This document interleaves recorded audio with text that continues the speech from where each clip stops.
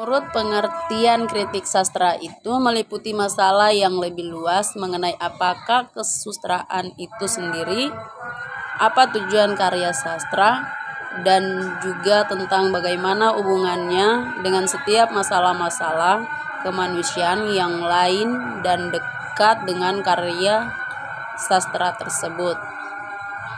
Yang berikutnya yaitu manfaat kritik sastra. Manfaat atau fungsi dari kritik sastra yaitu untuk memberi pandangan baru dalam suatu karya sastra yang dibuat, yaitu dengan menambah sesuatu yang kurang dari karya sastra tersebut, mulai dari gaya bahasa, objek, tema karangan, maupun teknik yang digunakan dalam karya sastra. Saya akan melanjutkan penjelasan materi dari teman saya, namun sebelumnya perkenalkan, nama saya Pascalina Bukrega. Saya akan menjelaskan bagian 3, fungsi kritik sastra.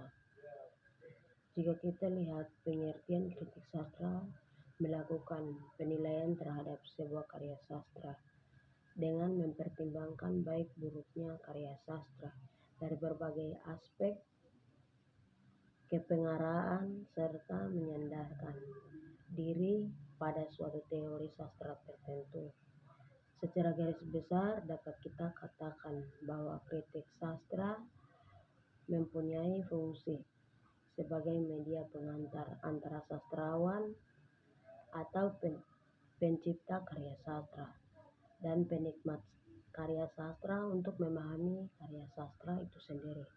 Baik atau buruknya sebuah karya sastra akan diketahui melalui kritik sastra, di mana seorang kritikus bertugas menerangkan terkait dan arti karya sastra.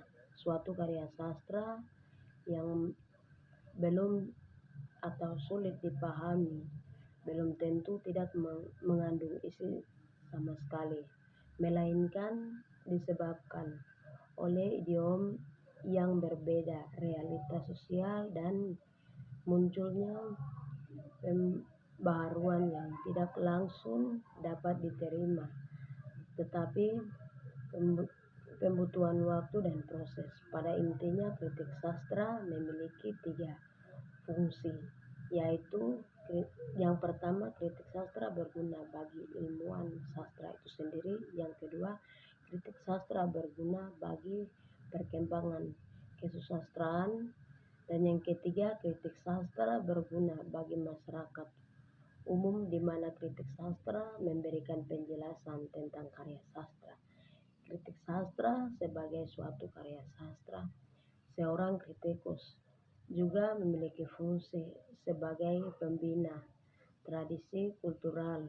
Untuk memenuhi fungsi kritik sastra, beberapa syarat yang harus diperhatikan, antara lain yang pertama, harus berupaya membangun dan menaikkan tingkat kehidupan sastra. Yang kedua, dijalankan secara objektif tanpa prasangka dan arti dengan arti jujur mengatakan. Baik, perkenalkan, nama saya Felicitas Kaum. Di sini saya akan menjelaskan tentang ciri-ciri karya sastra, yaitu 1. Memberikan tanggapan terhadap hasil karya sastra. 2. Memberikan pertimbangan baik dan buruk, kelebihan dan kekurangan sebuah karya sastra. 3. Mempertimbangkan bersifat objektif. 4. Memaparkan kesan pribadi kritikus terhadap sebuah karya sastra. 5. Memberikan interlatif perbaikan atau penyempurnaan dalam sebuah karya sastra. 6. Tidak berprasangka. 7. Tidak terpengaruh siapa penulisnya. Ya. Baik, saya akan melanjutkan sisa materi yang ada terkait dengan kritik sastra. Pendekatan kritik sastra adalah sebuah pendekatan yang dilakukan oleh ilmu kritik sastra terhadap kita yang mempelajarinya. Yang paling pertama, pendekatan kejiwaan. Yang kedua, pendekatan moral. Yang ketiga, pendekatan sosiologis. Yang keempat, pendekatan semiotik.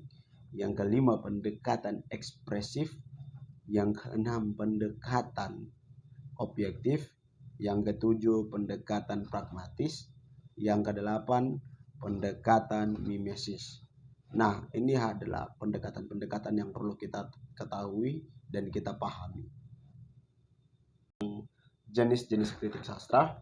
Berbicara tentang jenis-jenis kritik sastra adalah 3 poin yang penting kita bicarakan di sini. Yang paling pertama adalah jenis kritik sastra berdasarkan bentuk. Yang kedua, jenis kritik sastra berdasarkan pelaksanaan. Yang ketiga, jenis kritik sastra berdasarkan orientasi. Nah, dari ketiga poin paling penting ini perlu kita ketahui bahwa ada hal-hal penting, ada jenis-jenis penting yang perlu kita bicarakan dan perlu kita gali lebih mendalam terkait dengan jenis-jenis kritik sastra.